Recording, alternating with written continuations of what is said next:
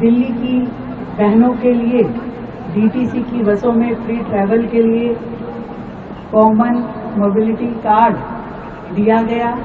इस pink smart card के माध्यम से दिल्ली की बहनें अब पूरी दिल्ली में हमारी बसों में कहीं से कहीं तक भी कितनी भी बार आ जा सकेंगी और उनको किसी भी तरह की परेशानी नहीं उठानी पड़ेगी। यहाँ पर दिल्ली के रानीबाग इलाके में चलती बस में महिला का गैंगरेप का एक मामला निकलकर सामने आया। आप देखिए, पीड़िता ने बस चालक और ड्राइवर कंडक्टर पर रेप का आरोप लगाया है। उत्तम नगर में मारे गए तरुण के परिजनों से दिल्ली की सीएम रेखा गुप्ता ने की मुलाकात। का सरकार पीड़ित परिवार के साथ खड़ी है। आप लोगों को भारत का खुद को नंबर 1 चैनल बताने वाले का भी आप लोग एक क्लिप मैंने दिखाया है, और दूसरा क्लिप रेखा गुप्ता जी का दिल्ली में गारंटी देते हुए कभी भी क्लिप दिखाया है, और तीसरा मैंने तरुण की हत्याकांड पे खुद सीएम रेखा गुप्ता जी मिलने गई थी, और मिलने ही नहीं, दिल्ली का सरकार भी उसके साथ है, इतना भरोसा देने के लिए खुद गई थी। अपने बैठक में भी बताई थी, अपने ऑफिस में भी दावा की थी कि दिल्ली का सरकार तरुण के माँ बाप के साथ है। अच्छी बात है, अगर किसी का मर्डर हुआ हो उसको हौसला देना ज़रूरी है, अगर किसी का हत्या हुई हो तो उसको सज़ा दिलवाना ज़रूरी है अपराधी को, ये होनी भी चाहिए। लेकिन पहला सवाल, जो देश का नंबर 1 गोदी मीडिया खुद को नंबर 1 पत्रकार बताती है, इसका बोलने का अंदाज देखो। अगर कोई और होता तो उस वक्त कहा जाता कि इसके साथ रेप किया गया है, लेकिन यहाँ यही गोदी पत्रकार खुद को नंबर बताने वाले लोग ये कह रही है कि आरोप लगाया गया है, मतलब कि उस महिला के साथ रेप हुआ है, उसका टेंशन नहीं है, उसका कोई सबूत नहीं है, लेकिन महिला ने ये बात बोल दिया है तो वो हो गया कि आरोप लगाया गया है, सबूत नहीं है। कमाल की बात है ना पत्रकारों को। और सिर्फ इतनी सी बात है, इसी में अंदाज अगर इतनी सी बात अगर नहीं होता तो इसी में अंदाज बदल गया होता। तब कह रहा होता कि ये मुल्ला, ये कठुआ इस महिला के साथ रेप किया है, गैंग रेप किया है, लेकिन रेप करने वाला अगर हिंदू समाज से निकल गया तो फिर इसी पत्रकार का अंदाज, और एक ही पत्रकार का नहीं, ऐसे खुद को नंबर 1 पत्रकार बताने वाले लोगों का अंदाज देखना। इस बात को ये नहीं कहा जा रहा है कि इस बेचारी महिला के साथ रेप हुआ है, और रेप ही नहीं, गैंग रेप हुआ है। पत्रकार का कहना है कि आरोप लगाया गया है। सोचो, सिर्फ नाम में फ़र्क है, अपराधी का बचाने का तरीका देखो कितना अंदाज, कितना रंगीला निकल के आया है। और यही तरुण की हत्या पे, तरुण एक इंसान था, उसका हत्या हो गई तो ना जाने भड़ुए हिजड़े लोग रोड पे कभी अपनी माँ बहन के साथ, कभी खुद मुजरा कर रहा था इंसाफ के लिए। क्यों? वो इंसान था, वो इंसान नहीं था, वो एक दरिंदा था। और दरिंदा अगर बीजेपी में अगर शामिल हो, बीजेपी का अगर देख रेख करने वाला हो, तो वो भी धुल के बाहर आ जाता है। इसलिए ये आरएसएस का एक दलाल था, और इसके साथ जो हुआ है इसके वो बंदा खुद जिम्मेदार था। फिर भी भड़ुए लोग रोड पे आ गया था, इंसाफ दिलाओ। क्या वो लोग, कुछ लोग क्या नारा दे रही थी? तरुण हम शर्मिंदा है, तुम्हारे कातिल जिंदा है। आज वो लोग जिस छेद से निकली थी या जिस छेद से निकला था, आज वो लोग उसी छेद में घुसी पड़ी है, उसी छेद में वापस बंदा घुसा पड़ा है। आज वो लोग ये नारा नहीं दे रहा है कि मेरी बहन, मैं आज शर्मिंदा हूँ क्योंकि तुम्हारे बलात्कारी आज जिंदा है। आज भोसड़ी वाले सब कोई ये नारा नहीं दे रहा है, आज दिल्ली में प्रदर्शन नहीं किया जा रहा है। आज वही रेखा गुप्ता जी, सीएम रेखा गुप्ता जी, जो तरुण के माँ बाप के पास गई थी इंसाफ दिलाने के लिए, आज यही रेखा गुप्ता जी लापता है। आज रेखा गुप्ता जी नज़र नहीं आ रही है कि इस महिला को इंसाफ दिलाया जाए, इंसाफ के लिए गुहार लगाया जाए। या रेखा गुप्ता जी ये एक शब्द बोलने के लिए राजी नहीं है, लेकिन तरुण की हत्या पे पूरा सरकार उसके साथ है।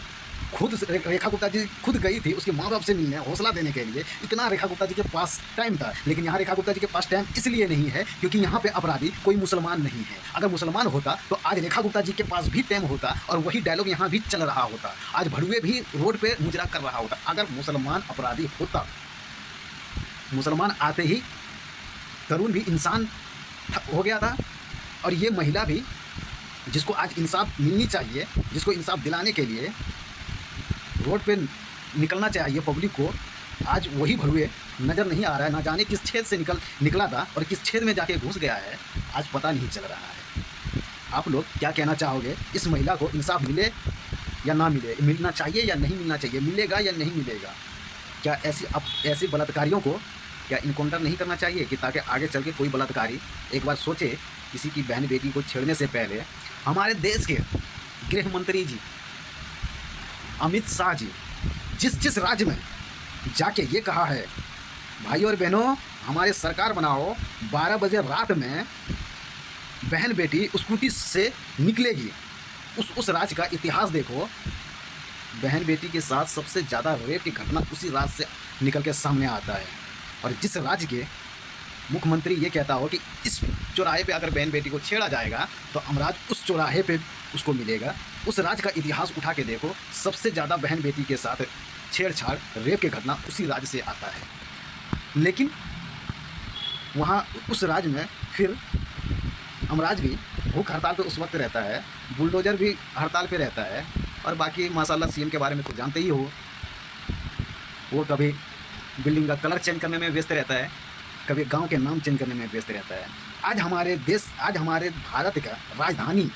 भारत की राजधानी दिल्ली के सीएम रेखा गुप्ता जी बस पे चढ़ के सुरक्षा की गारंटी, फ्री चलने की गारंटी देते हुए नज़र आ रही है। लेकिन उसी दिल्ली में सोचो हमारी बहन बेटी के साथ रात में नहीं दिन में खुलेआम रेप हो जाती है, खुलेआम रेप हो जाती है।